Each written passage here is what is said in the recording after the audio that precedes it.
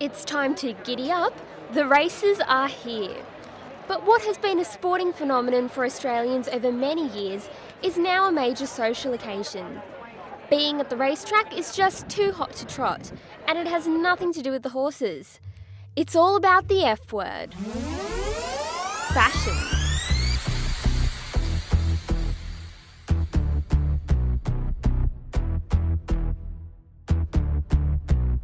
All about comfortable underwear. Don't show any bra straps. Think about your shoes, ladies. You're going to be in these shoes all day. So practice in them beforehand. Don't wear new shoes on the track. Look at your dress and your hat and your bag and make sure everything's matching. Don't overdo your makeup and have some lunch before you leave. So I'll be judging some fashions and sort of mixing amongst it all there. So I'll be keeping a very keen eye out for who's doing it right and who's doing it wrong.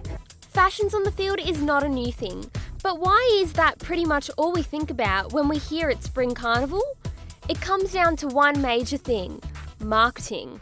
Well, we took a really strategic approach. We did some market segmentation late last year and then used that to create themed days for each of our 6 key carnival days for spring up here in Sydney. So when we had a Ladies' Day, we generated some activities and entertainment around obviously what ladies are after. We got a new sponsor on board for spring, Maya, and of course they're very, very big into fashion, very big into racing fashion, so it just made sense to incorporate a big Maya Fashions on the Field competition for Randwick in particular. Maya is not the only company capitalising on races fashion. Hats and fascinators seem to be everywhere at this time of year. It certainly keeps celebrity milliner Susie O'Rourke busy.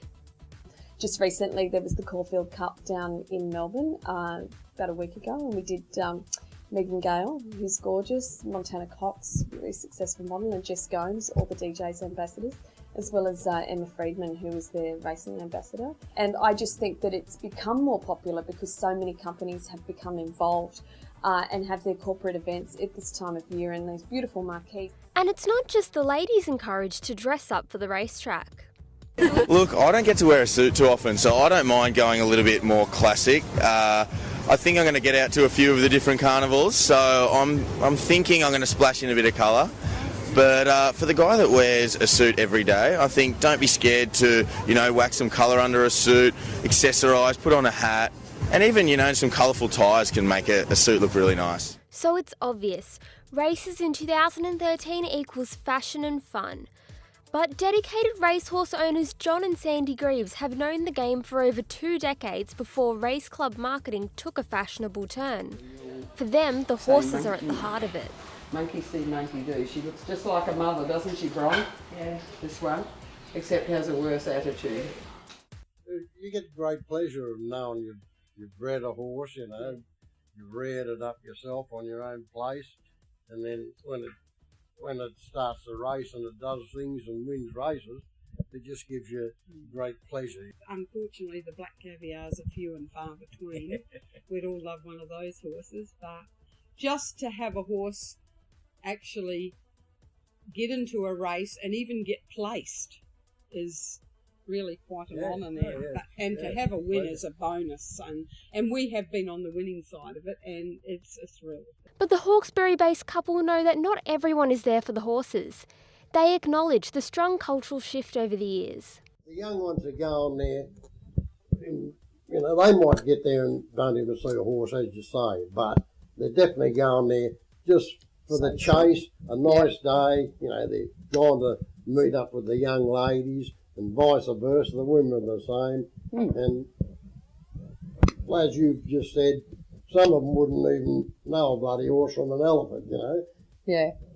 They just go for the social outing, You go to the races 25 years ago, you wouldn't see anything like you see today, like, half the crowd's under 25 or 30 and having a great old time, It was a bit staid and stale in the old days, Wasn't really a social outing type of thing. It was just a gambling thing, in them days. Fashions on the field's a big thing too. Yeah. That was never a... That's part of the social outing right. for the young ones too. Yeah. And it's very competitive, believe me, because I've been there and I have seen them. And meow. But that's the clubs, the race clubs, have done a really good job promoting that That's type right, of thing. getting you the know. young people in. They've really done a good job because the crowds have gone up on Yeah. these big major meetings, and I'd say 80% of them are under 40, you know.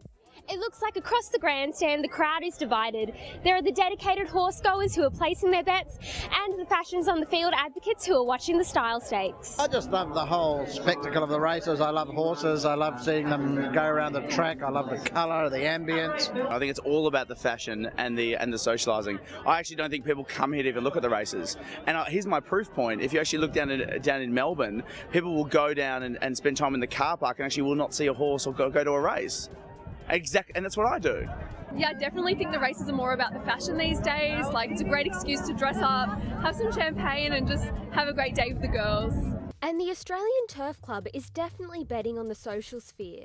As far as their marketing brief goes, a day of fun in the sun is what the races will continue to be about. It's just a chance to really dress up during the day. It's a big social event. It's a big day. There's a lot going on. You know, whether or not it's seeing Black Caviar's last run, whether or not it's bumping shoulders with Jennifer Hawkins, it's the place to be.